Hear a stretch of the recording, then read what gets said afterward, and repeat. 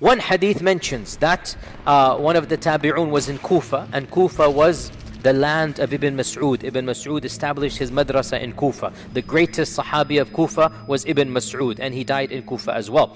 So Ibn Mas'ud was in Kufa, and one of these tabi'in, his name is Usayd ibn Jabir, he said, one day it was very cloudy and a dark storm, a dust storm came in the daytime, blocked the sun, and it seemed very terrifying. So a man came shouting to the masjid, "Oh Ibn Mas'ud, oh Ibn Mas'ud, the day of judgment is coming." Looking at what is happening, he became terrified. He's running to Ibn Mas'ud saying, "Look, this is Qiyamah coming." Ibn Mas'ud then stood up amongst the people. The people are looking to him for comfort, for wisdom. The people are terrified. They're gathered in the masjid. Ibn Mas'ud stood up and he said, "The Qiyamah will not come until..." And then he gave a series of predictions. Now, by the way, this hadith is in Sahih Muslim, I forgot to mention, and it's a long hadith. Ibn Mas'ud stood up and he said, "The Qiyamah is not going to come until you see these signs." And these signs haven't come, so this cannot be the Qiyamah. Number one, he said, people will not be able to divide their inheritance. This means massacres and death will be so profound that a person will have no family left. And people will not be happy over ghanima, war booty. Once again, means there's no family.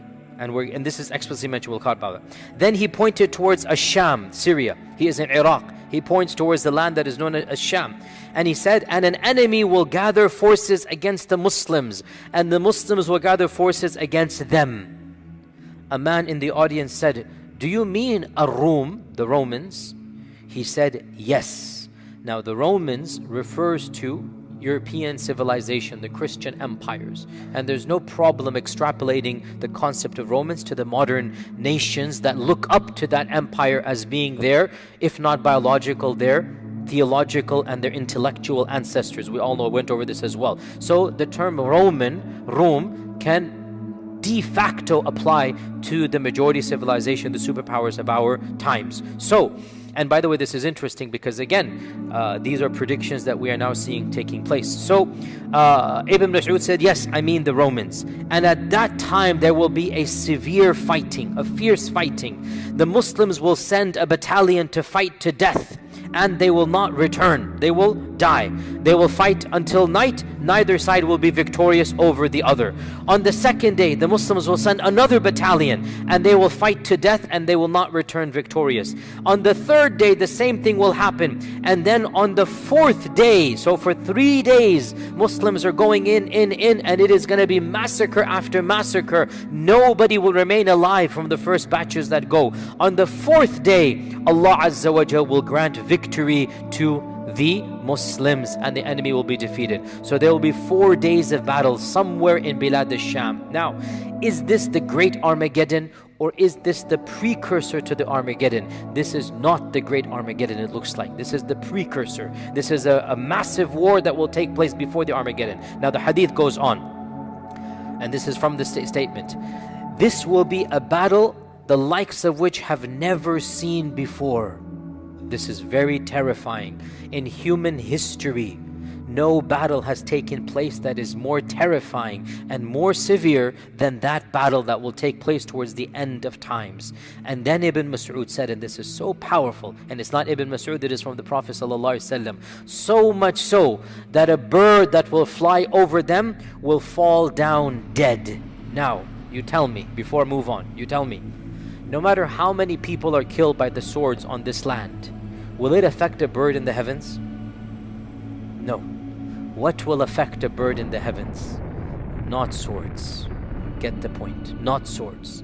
Something's going to happen that a bird in the heavens will be flying over, it will come down dead. And then the hadith goes on, out of a family of 199 will perish and 1 will survive. The attrition rate in this war, 99%. Allahul Musta'an. What war in human history has had 99% death? None. I don't know of any. 99%. The victory was given to the 1%. 99%. And this is when the Prophet ﷺ said, Ibn Mas'ud said, so how can anyone be happy over ghanima or any inheritance be divided? In other words, may Allah protect all of us, if somebody were to give you $1 million but you have no family, wallahi, what sane person will choose that? Family is worth more than this whole dunya. So the Prophet ﷺ is saying, how can anybody be happy when he gets all the ghanima and 99 of his family had that? He's nobody left, no parents, no children, nothing left. How can anybody be happy? What is the point of that ghanima? It's all gone. How will inheritance be divided when there will be no family left? So this war will destroy 99% of those fighting in it. While they are doing this, and they are finishing the battle, collecting the ghanima, recovering, they will hear there's a bigger calamity than this war. What could be a bigger calamity? Somebody will shout out, the Dajjal has come where your families have been left behind. So in that state, tired, bruised, bleeding, but their families are being attacked, whoever is remaining in the land that they left behind, Bilad al-Sham, wherever there is, they will run, they will rush back to that land, and they will discover that it is a lie. It is not true.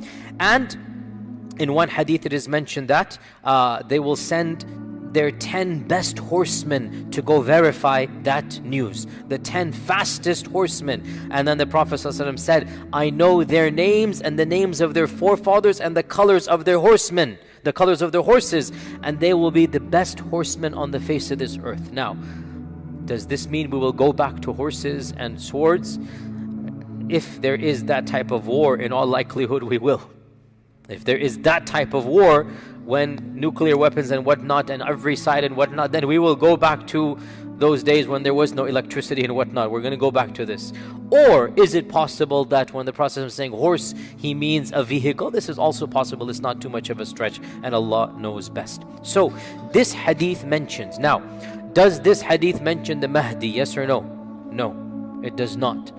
But other ahadith mention that the Mahdi will be the one that will be there when the news comes that the Dajjal is around. So it appears that this big war that is being referenced is a war that the Mahdi will participate in, even though he's not mentioned in this one, right? So it is a war between Ar-Rum and between the Muslims. It is a massive war. Now, many have said this hadith is a reference to the Armageddon. And it could be true. Because here's the point. Is the Armageddon one battle, or is it a series of battles? It goes back. If it's only one battle, then in all likelihood that will be Dajjal and Isa ibn Maryam. But if it is a series of major battles, then it makes sense that this hadith in fact is one of those big battles of the Armageddon. Allah knows best.